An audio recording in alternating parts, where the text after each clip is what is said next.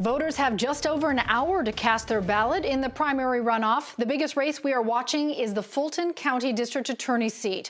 Paul Howard has held the seat since 1997, but his challenger, Fani Willis, worked in his office for years, and she accuses him of rampant corruption.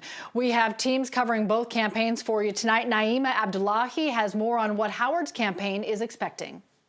Paul Howard is running to keep his seat as the district attorney of Fulton County, now wrapping up his 6th term, hoping for a 7th, and he's been holding that position since 1997. Howard says he's the right person for the job because he's the best candidate to represent Fulton County. It's the biggest and most heated race locally, and there has been a heated back and forth between the two candidates. In the June 9th primary, there was a 3rd candidate in the race. He's since dropped out and put his endorsement behind Howard. Willis received 42% of the votes back then, Howard about 34%, and the 3rd candidate received 22%. Howard says now that it's a runoff between him and Fani Willis, he says he's confident that he's going to pull a bigger percentage.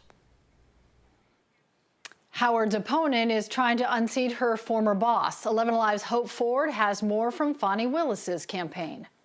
Fani Willis worked with Paul Howard for 17 years. Today, she hopes to unseat him as Fulton County DA. Willis accuses Howard of having his own self-interest at heart when it comes to prosecuting cases. She says the incumbent isn't managing a stable office and recently politicized his office when it came to running ads involving the killing of Rayshard Brooks, which is an open case. Howard, meanwhile, criticized Willis for getting endorsed by the police union. Willis admitted to getting 2 contributions from the Atlanta chapter of the International Brotherhood of Police Officers in a recent interview with us. Willis says if she's elected, she plans to focus on a diversion program to get people who committed minor crimes back on track. She also promises a citizen review board that will look into the use of force policy by police officers. If elected, Willis will be the first black female district attorney in the county's history.